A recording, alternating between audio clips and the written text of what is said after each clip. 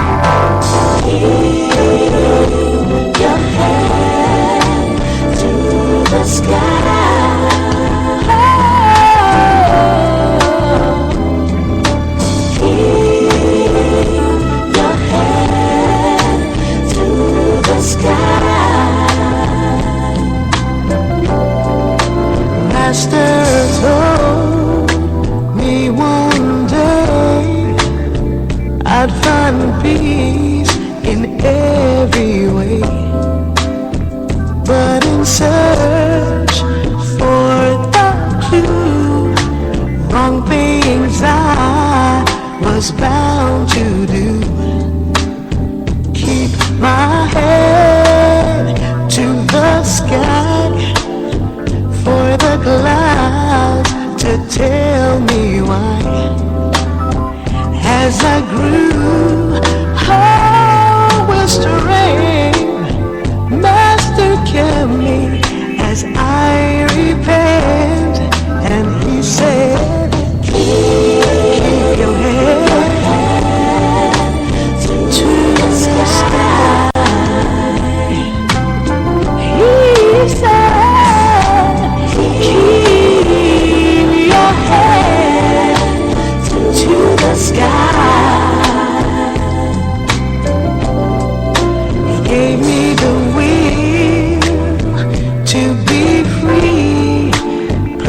just to live his reality. And I found myself never alone. Changes came to make me strong. He said, Mason, be all you can, 'cause you need faith in your life to understand. So it's saying for you to hear, keep your head in face and what's near. Keep your head to the sky. Keep your head to the sky.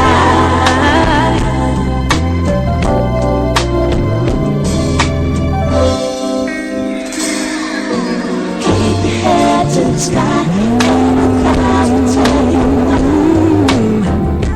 Clouds will tell you why.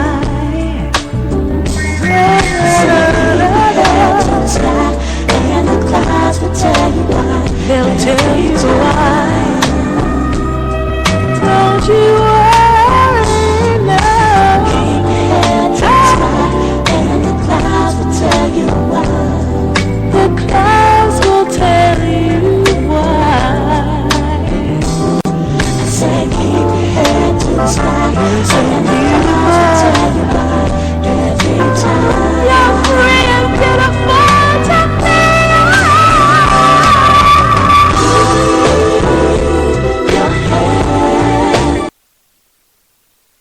Day. Hey, this is Gospel Playwright Evelyn Jones Reed. How are you doing? Gospel Playwright Evelyn Jones. Well, welcome. Thank you for calling in to Smooth 90.5 FM today. So tell me, what's going on in the playwright world for you today? Well, for me, I'm getting ready for 2 productions. I have one that's going to be on Friday, July the 31st. That one's called What in Hell Do You Want? I have a second one that we're getting ready to go on tour, and our first premiere will be Saturday, October the 24th in Dallas, Texas, at the music hall of Fair Park at Dallas, Texas. Okay. So how did you get into this industry of being a playwright? Actually, I first started, I was an actress at first, and then... You were an actress? I was an actress. Yes, I was an actress. I have a degree in dramatic arts, and I was acting first. And at the time when I was first got started, well, of course, I had a first husband, and I was gone too much. Every time he turned around, I was gone. So he was like, you got to make a choice. So I gave it up for a period, and then I went into a depression kind of. So I started writing, and that's how I became a writer. So now I do a little bit of it both. And now I actually have my own production company, which is called WG Ministries Theatrical Production. Wow, wonderful. So what turned out to be a negative ended up being a positive. Okay. So with you being in this industry, I take it that you are a veteran, am I correct?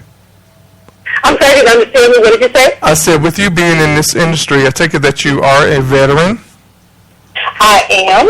Okay, so what is it that you want people, young females and males, especially African-American females, to know about this industry? Well, it's a lot of pluses and negatives, but the thing is your attitude towards it. You can accomplish anything that you set out your heart to do. Just set your mind to it. Make sure you study your craft, be prepared, and always follow directions. And that's a plus, because with a director such as myself that give you a task, it's okay to bring your ideas to the first, let that person tell you it's okay. So always make sure you follow instructions. Make sure you study your craft. If they give you a simple line, it's up to you to determine what you want the artist to perceive of it. That's how you portray it. Okay. So, do you watch much TV? I notice when I talk to a lot of playwrights, they don't look at TV. Are you one of those playwrights that don't look at TV? I watch TV, but not as much as most. Okay. I would say, because I'm really busy. I'm busy being creative. And a lot of times, I don't watch TV only for the creative side, because you don't want to subconsciously steal someone else's idea. let's see how creative are you right now. Let's work your creative mind. We're going to do Creative Mind Playwright Tuesday right now. So we're going to see how creative are you.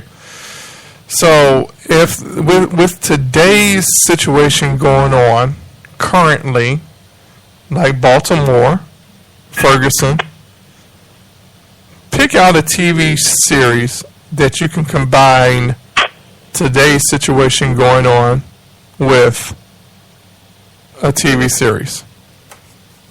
Oh, let's see here. What would I do?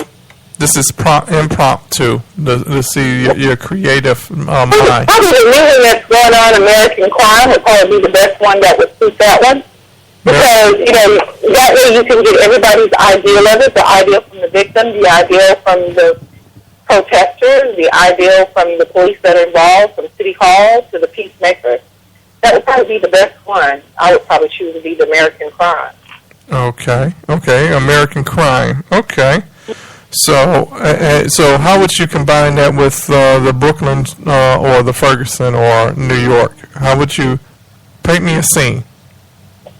Well, from just seeing it, like I haven't followed it all the way up, but just from what I've seen, I was able to see, and that's what caught my attention. And this is the only thing I've seen about it was the mother who attacked her son because he was one of the protesters. And I see it from that point as that, you know, what business do you have out here? You know, and I'm going to stop you before you do something that's going to hurt you later on down the road. It may embarrass you now, but later on, as you get older, you'll thank me for it because I'm going to save you from heartache trouble. Okay, I got something for you. How about this? Okay. Have you watched Empire? I do watch Empire. Okay, did you see the scene that Hakeem was in the bar and he was disrespecting our president? That part, I didn't see that one. You didn't see that controversial scene. Okay. Well, he was in a club with his friends in a restaurant downtown Chicago, and he was disrespecting the president. How about this? He disrespects the president. He comes outside of the club or the restaurant, and he gets shot. Okay. Okay. Or he gets pinned down to the ground like Eric Gardner. Okay. Can you picture a play like that? I can picture a play like that. Okay. All right. So is that how you normally do with improv with plays? Tell me more about you and your work. How does it work? How did you get into the industry? Tell all the listeners, what is it that inspire you every day to get up and want to write or in the middle of the night? Life itself. And usually for myself, I usually keep either my iPad or my iPhone because they always have that notepad, or else I keep a notepad somewhere in the car. Because ideas come to you may not use them right then and there, but they may be something you can use later on. So if something comes to your head, always jot it down, put a date to it. You may even go back to it 5 years later. It may make something for a line or something that you may use. I remember when I was doing What in Hell Do You Want? A line came to me that says you don't have to go. It didn't have any significance. So probably about 5 months later, line in the play. Okay. Keep going. I hear you. So that ended up being the hook line in the play. I would suggest that whatever ideas that are minor or not, always write it down because you never know where you're going to need it. Okay. So if you had to do what you went through in life, what would you do differently? If I had to do what I went through in life, I probably would have, like I said, I had started off as being an actress and stuff, and then I stopped it. And I lost probably about 10 years. I think if you have a passion